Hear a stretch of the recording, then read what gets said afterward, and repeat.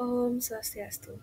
Halo semuanya, sebelumnya perkenalkan nama saya Niputra Tivrakenarjesta dengan NIM 23095-11036 dari kelas D, Fakultas Kedokteran Hewan Universitas Udayana. Pada kesempatan kali ini saya akan membahas atau membawakan studi kasus atau case based learning yang kedua dari mata kuliah Manajemen Restoran Babi dengan mengangkat topik pentingnya komposisi ransum yang sesuai pada peternakan babi sesuai dengan fase perkembangan dari babi tersebut. Kemudian ada pun tahapan atau struktur materi yang akan saya bahas nantinya. Yang pertama itu adalah latar belakang permasalahan, kemudian ada rumus dan tujuan permasalahan, kemudian pembahasan dari masalah yang saya angkat, kemudian solusi, dan terakhir yaitu saran kesimpulan. Baik, sebelum saya membahas ke pembahasan, latar belakangnya saya ambil mengenai topik ini yaitu nutrisi yang diberikan pada babi itu tidak sama di semua fase pertumbuhannya. Nah, pakan dengan penggunaan nutrisi yang cukup itu harus diperhatikan untuk memastikan babi dapat tumbuh dengan baik. Namun, di beberapa peternakan babi di tingkat kecil atau menengah, seperti yang saya kunjungi sebelumnya, itu kurang perhatikan komposisi dari ransum yang diberikan kepada babi. Misalnya, satu peternakan itu terdapat babi yang berfokus untuk fase pengemukan dan untuk diambil dagingnya dan juga laktasi atau indukan, namun jenis pakan yang diberikan itu sama walaupun sebenarnya nutrisi yang diperlukan berbeda dan juga jenis pakan yang diperlukan itu berbeda. Nah, menurut Budarsa et al. Tahun 2016, sebagian besar peternak sebanyak 85% itu menggunakan untuk padi dan barang pisang saja, terkadang hanya direbus atau dimasak sederhana tanpa hitung nutrisinya.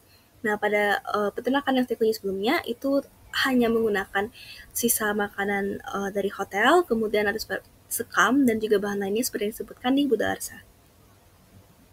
Dan kemudian berdasarkan latar belakang yang saya paparkan sebelumnya, adapun rumusan masalah dari masalah yang saya angkat itu adalah yang pertama, apakah dampak pemberian pakan yang sama pada babi dewasa yang berbeda itu, kemudian apa saja kendala yang dihadapi peternak kecil atau menengah dalam menyusun ransum yang diberikan babi sehingga terjadi permasalahan ini. Dan adapun tujuan dari diangkat topik ini adalah mengetahui dampak pemberian pakan yang sama pada babi di fase yang berbeda dan juga mengetahui kendala apa saja yang dihadapi baik peternak di skala kecil atau menengah dalam menyusun ransum babi sehingga berada di kondisi seperti ini. Baik, berikutnya saya akan masuk ke bagian materi pembahasan. Nah, di sini saya akan menjelaskan bahwa pada peternakan tradisional ini salah satu permasalahan yang dapat sering ditemui sehingga terjadinya permasalahan ransum ini adalah kurangnya pemahaman peternak mengenai perbedaan kebutuhan nutrisi pada setiap fase pertumbuhan babi. Nah, karena setiap fase ini seharusnya memiliki kebutuhan nutrisi yang berbeda baik dari segi energi, protein, mineral maupun vitamin.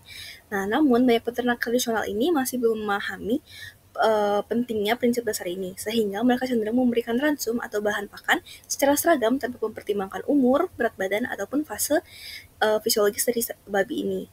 Nah, kemudian ketidaksesuaian ransum ini juga dapat disebabkan oleh beberapa faktor.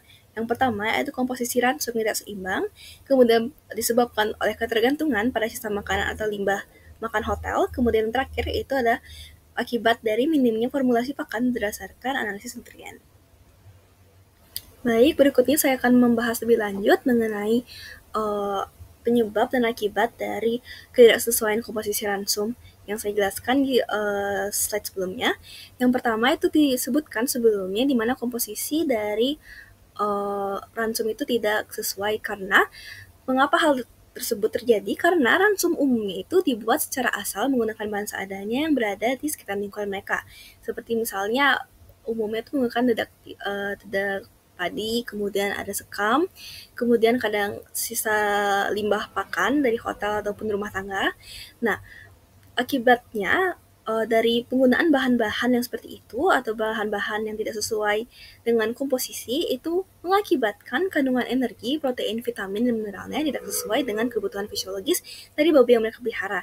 Dan di mana biasanya di suatu peternakan itu tidak hanya terdapat satu jenis babi dengan satu fase saja, tetapi hal tersebut juga menyebabkan kandungan nutrisi tidak pasti dan juga dapat menyebabkan beberapa permasalahan seperti defisiensi ataupun kelebihan zat tertentu. Nah, apa sih akibatnya? Akibatnya itu adalah sulit mengatur apakah pakan yang diberikan itu efektif atau tidak. Nah, hal ini dapat dilihat dari pertumbuhan dan perkembangan dari si babi tersebut, dan umumnya para peternak ini tidak terlalu menyadari karena secara tampak luarnya babi nampak normal, namun mungkin sebenarnya tidak berada di dalam kondisi primanya. Nah, penyebab dari hal ini yaitu adalah akses terhadap informasi dan konsultasi nutrisi ternak ini sangat terbatas, baik itu dari pihak dinas maupun dari satu warga ke warga lainnya. Baiklah, yang terakhir adalah bagian solusi, di mana pada bagian ini saya menawarkan atau menyampaikan beberapa solusi yang dapat dilaksanakan untuk mengatasi permasalahan dari ketidaksesuaian komposisi ransum yang diberikan petani di skala kecil maupun menengah. Nah, saya menyampaikan ada 4 solusi. Yang pertama itu adalah penyuluhan sederhana dan relevan yang dilakukan oleh penyuluh, baik dan itu dilakukan secara rutin, baik itu secara individu ataupun secara masif. Nah, penyuluhan ini juga nantinya akan diikuti dengan pelatihan berjenjang dan pemberian modul belajar, di mana pada modul belajar dan pelatihan berjenjang itu dijelaskan bagaimana pentingnya kesesuaian nutrisi yang diberikan untuk babi dan juga dampak positif yang akan nanti mereka dapatkan. Nah, kemudian dari pihak dinas juga itu bisa membantu para peternak ini dengan memberikan penyediaan premix dan suplemen yang mudah diakses sehingga para peternak ini tidak kesusahan untuk mencari sumber dari pembuatan ransum atau pakan babi yang sesuai dengan kebutuhan nutrisi fisiologis dari babi mereka. Nah, kemudian yang terakhir yaitu analisis sederhana bahan pakan lokal, di mana pihak dinas ini setelah menyediakan premix dan suplemen mudah diakses, itu sebaiknya juga dapat menyediakan bahan yang dapat ditemukan dengan mudah di sekitar mereka, namun tetap memenuhi nutrisi seperti energi, protein, ataupun kandungan lainnya yang diperlukan untuk babi di masa pertumbuhan sesuai masa pertumbuhannya. Baiklah, bagian yang terakhir yaitu bagian saran kesimpulan. Nah, pemberian pakan yang sama pada semua fase pertumbuhan babi, baik pada fase starter, grower, indukan maupun laktase, itu dapat menghambat pertumbuhan dan perkembangan dari ternak babi. Nah, masalah ini sering dijumpai pada peternakan tradisional yang belum memahami perbedaan kebutuhan nutrisi di tiap fase. Nah, untuk mengatasinya, beberapa hal yang dapat dilakukan yaitu penyuluhan dan pelatihan nutrisi secara rutin dengan bahasa yang sederhana dan juga contoh sesuai dengan kondisi lapangan. Kemudian, hal lain yang dapat dilakukan yaitu kerjasama antara penyuluh, dokter hewan, dan peternak untuk meningkatkan manajemen pakan demi produktivitas yang optimal. Dan ya baik, sekian merupakan pemaparan materi saya atau studi kasus mengenai ketidaksesuaian komposisi dari pembuatan ransum babi di peternakan skala kecil menengah. Apabila ada kesalahan kata, baik disengaja maupun tidak sengaja, saya minta maaf dan saya tutup dengan terima kasih dan para Santi. Om Santi Santi Santi.